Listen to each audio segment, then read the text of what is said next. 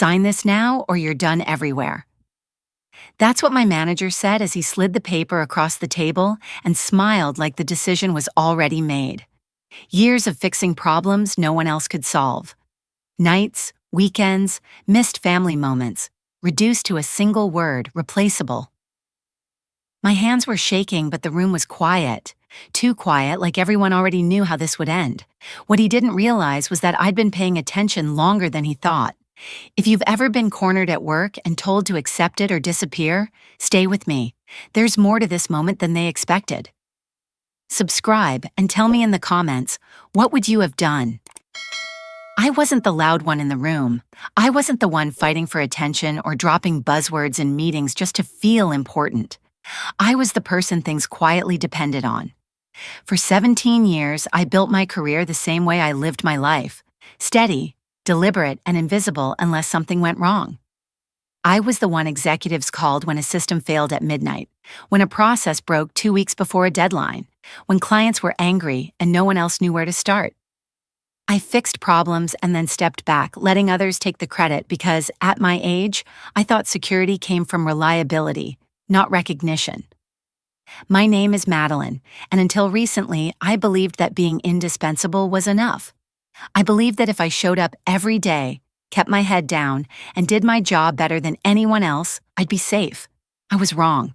I'd spent most of my career inside the same company, watching younger managers rotate through, each one convinced they were the smartest person in the building. They loved innovation slogans and leadership retreats. I loved systems that worked. I knew where the cracks were because I'd patched them myself over and over again. When people talked about institutional knowledge, they were talking about people like me, but they never said that part out loud. I was the calm one, the dependable one, the woman who didn't complain, and that made me easy to overlook, easy to underestimate. Outside of work, my life was quiet. No dramatic backstory, no grand ambitions left to prove.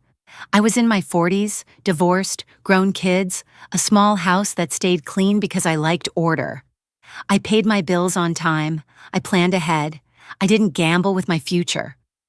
That's what made what happened next feel so disorienting, because when you've done everything right, you don't expect the ground to disappear beneath your feet. I'd watched it happen to others, of course. People pushed out softly, then forgotten. Forced resignations dressed up as mutual decisions.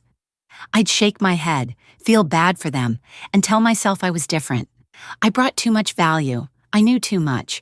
But value only matters when the people in power respect it, and knowledge only protects you if you're willing to use it. I didn't know yet that I was being measured not by my work, but by how much trouble I might become. I didn't know that my silence had been mistaken for weakness, or that my consistency made someone else feel threatened. All I knew was that something had shifted, subtle at first, like a draft you can't quite locate. Conversations changed tone. Meetings I used to attend suddenly didn't include me. Decisions were made without my input, then handed to me to support. I told myself it was nothing. I'd seen cycles like this before. But deep down, a quiet part of me was already paying attention, cataloging details, noticing patterns.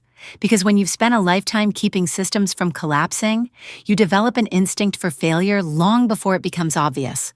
And whether they realized it or not, the moment they decided I was replaceable was the moment they underestimated how prepared I was to survive what came next.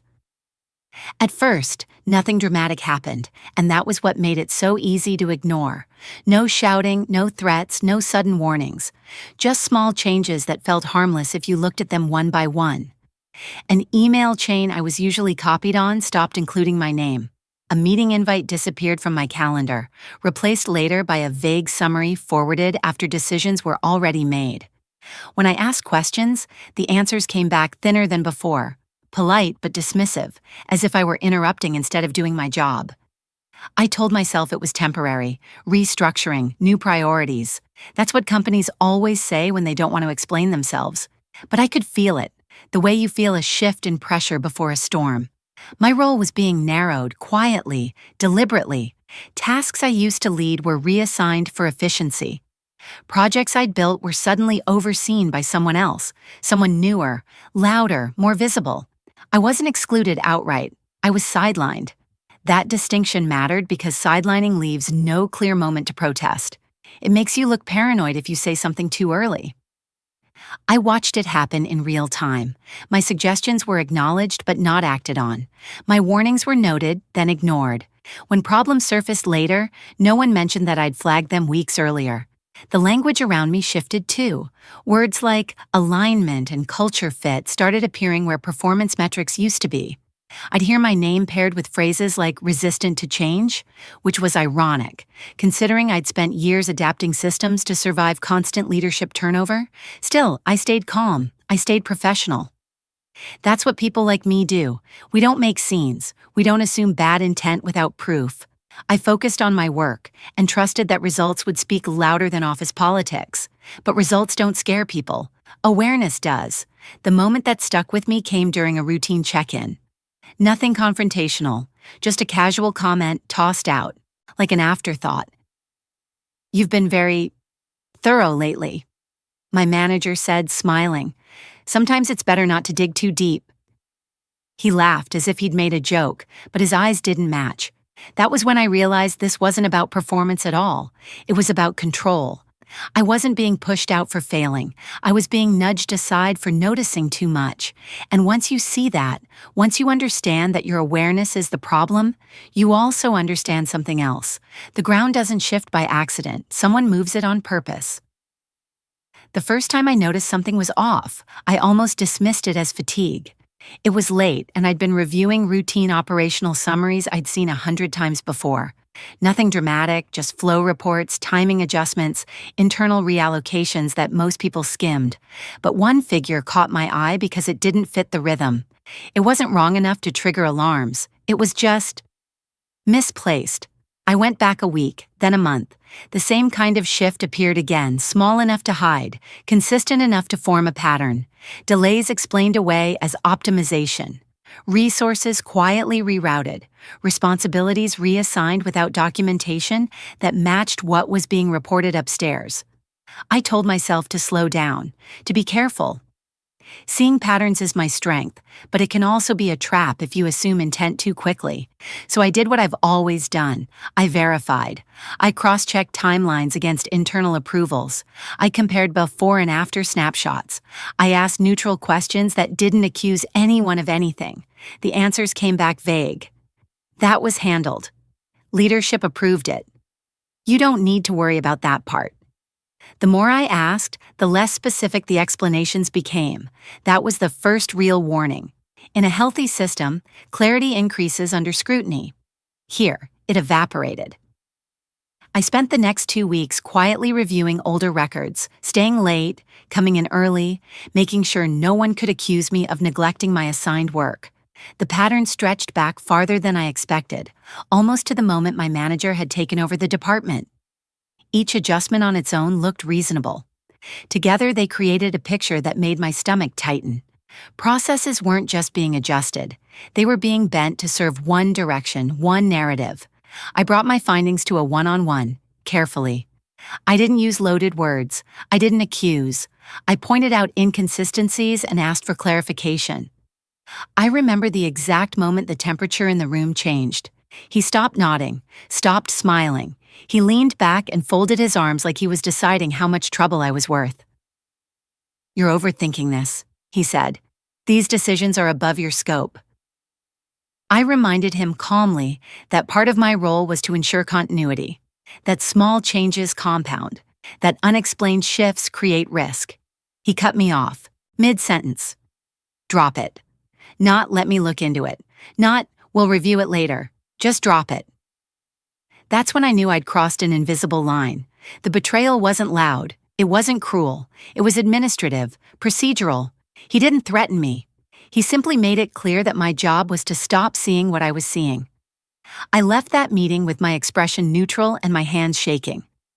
Because here's the truth people don't like to admit. Once you uncover something like that, you don't get to unknow it. You don't get to go back to being harmless. And the moment you refuse to look away, you become a problem that needs to be managed. I started documenting everything after that. Dates, language, shifts in responsibility.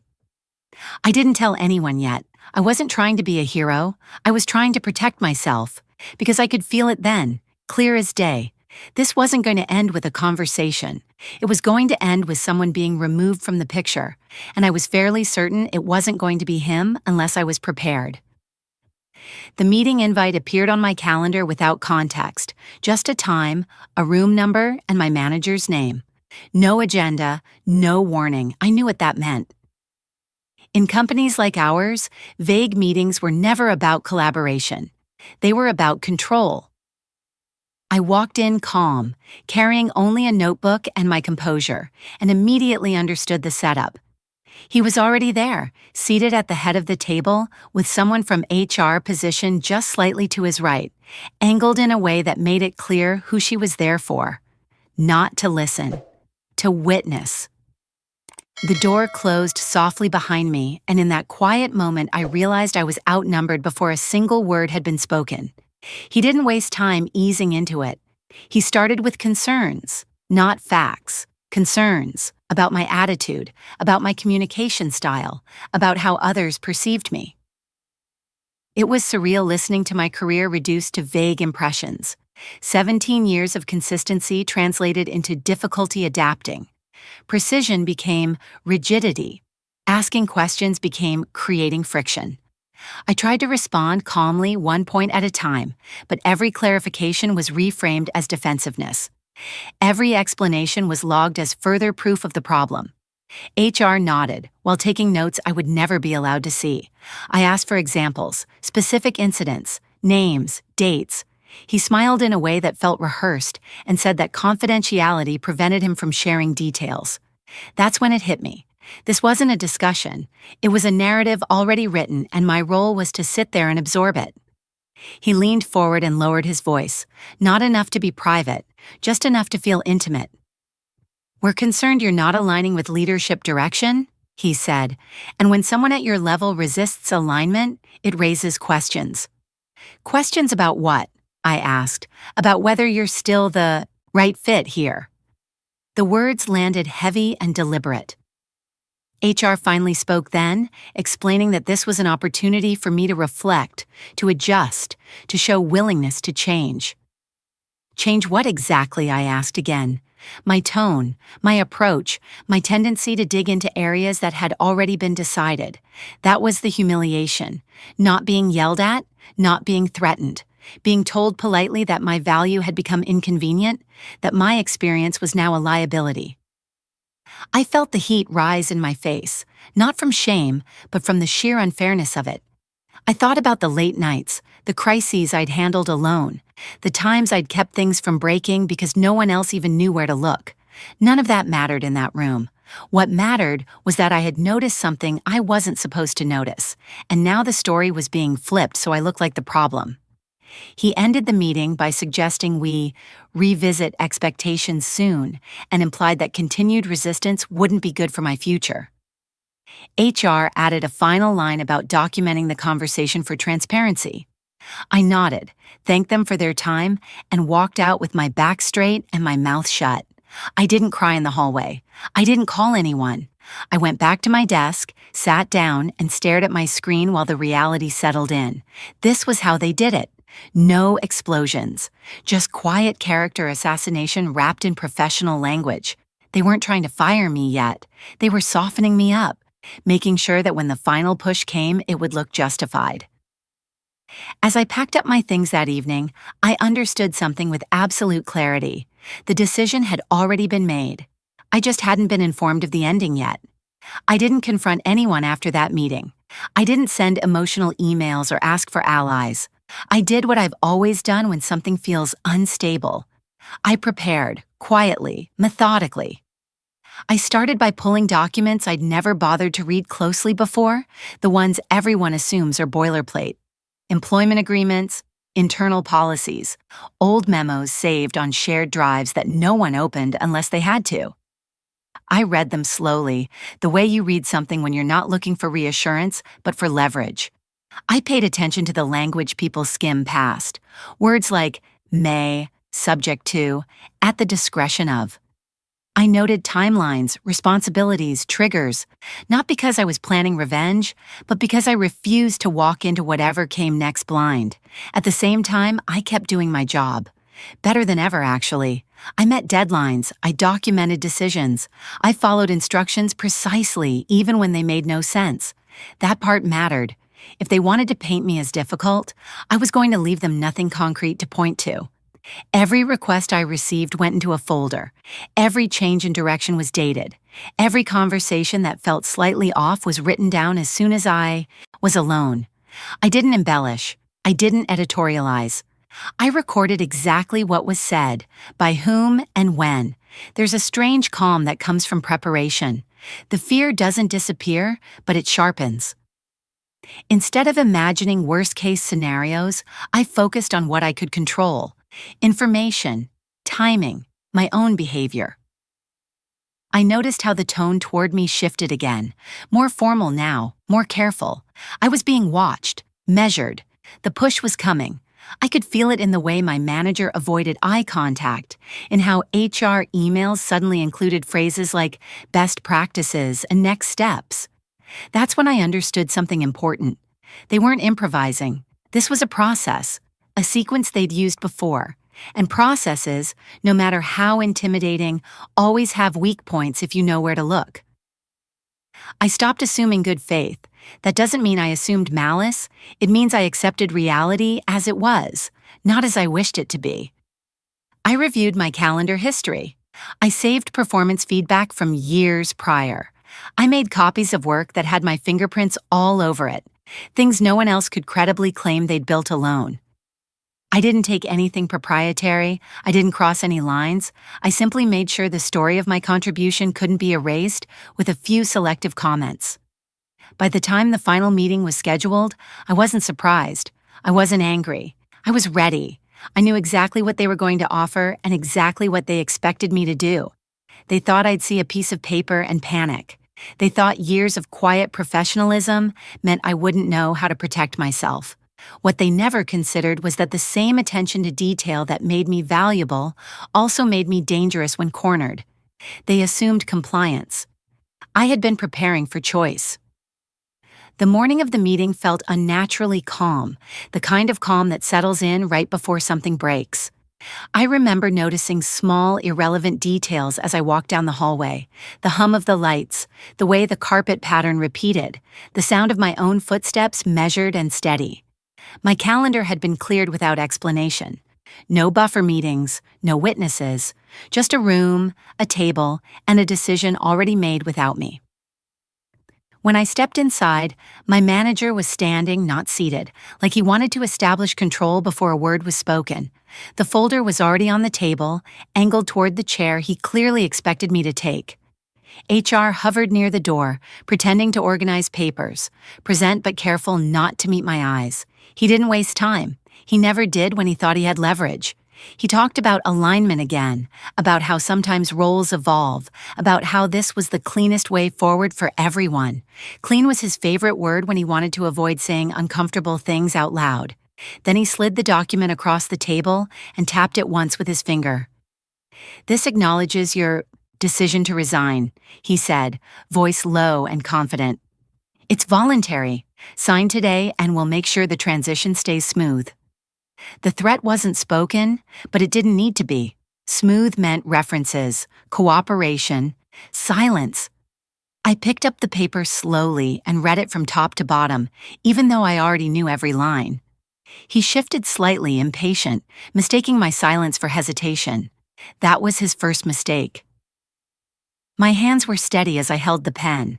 I thought about all the moments that led here. The meeting with no agenda, the language shifts, the careful pressure designed to make me doubt myself. And then I thought about something else. Control. They believed control came from urgency, from forcing someone to decide before they could think. What they didn't understand was that I had already thought through this outcome weeks ago. I signed. I didn't argue. I didn't ask for time. I didn't look up for approval. The pen moved across the page smoothly, deliberately. The sound of it felt loud in the quiet room. My manager exhaled, a satisfied release he didn't bother to hide. He reached for the document, already mentally closing the chapter. "Good," he said. "This is for the best." I slid the paper back toward him without comment and stood, gathering my things. HR finally looked at me then, her expression unreadable. I thanked them both for their time, my voice even, professional, exactly what they expected. As I walked toward the door, my manager added, almost casually, "Security will help you collect your belongings. No need to make this harder than it has to be." I turned back just long enough to meet his eyes. "Of course," I said. "I appreciate the clarity." That was the moment he realized something was off. Not enough to stop him, but enough to unsettle him. He glanced down at the document again, brow tightening slightly, then waved it off as unimportant. Confidence does that to people. It makes them sloppy. I left the room without looking back, heart pounding but mind clear. In the hallway, the weight I'd been carrying for months lifted all at once, replaced by something colder and steadier. I hadn't won yet. I knew that, but I also knew this wasn't the ending they thought it was. The paper they believed closed the door was the same paper that would force it back open on my terms. And as I walked past my desk one last time, escorted by someone who avoided conversation, I felt something I hadn't felt since this all began. Control, not the loud kind. The quiet kind that comes from knowing exactly what happens next, even when everyone else thinks the story is over. I didn't celebrate when I walked out. I didn't feel victorious or relieved in the way movies promise. What I felt was quiet, the kind that follows a decision you can't undo. I went home, placed my keys on the counter, and sat at the kitchen table long after the sun went down, letting the stillness settle.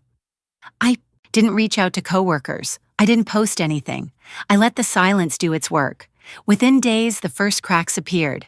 Not dramatic failures, just delays that didn't resolve themselves. Questions that came back unanswered. Approvals that stalled because the person who understood the sequence wasn't there anymore. People assume systems run themselves. They don't. They run on memory, on judgment, on someone knowing which lever not to pull.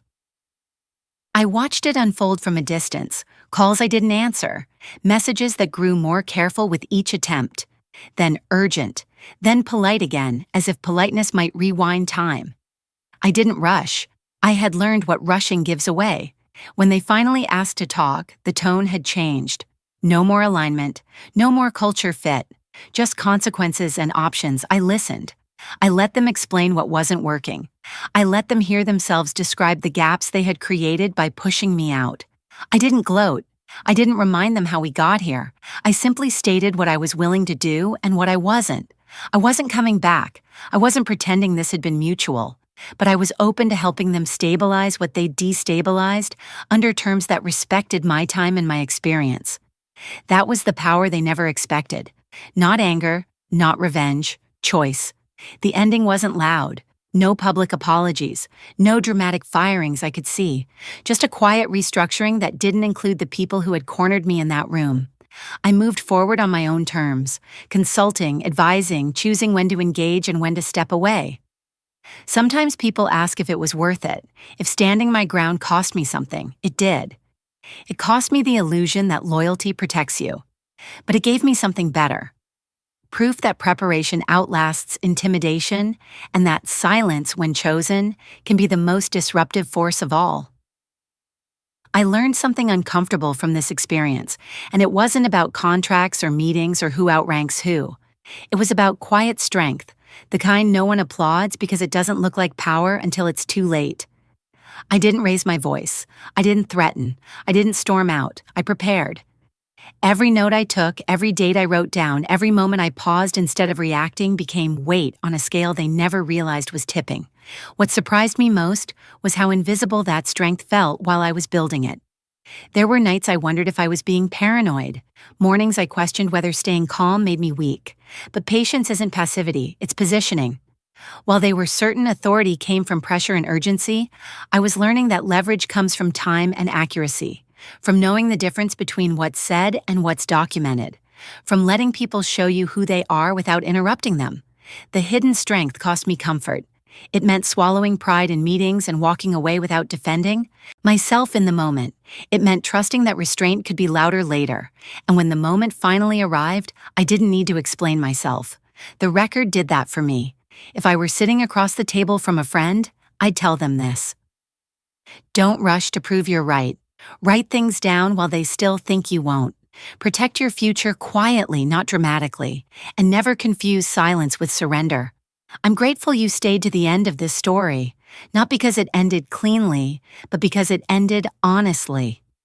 If you're in a moment where you feel unseen, remember this. Strength doesn't always announce itself. Sometimes it waits, steady and prepared, until the truth has nowhere left to hide, with care.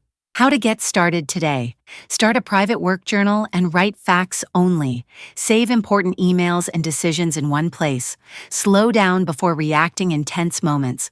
Learn the rules that apply to your role, not just the expectations. Trust that preparation compounds, even when no one sees it. Thank you for staying with me to the end. If this stirred something familiar, sit with it for a moment. You don't need to act today. Sometimes the first step is simply noticing what you've already been quietly carrying.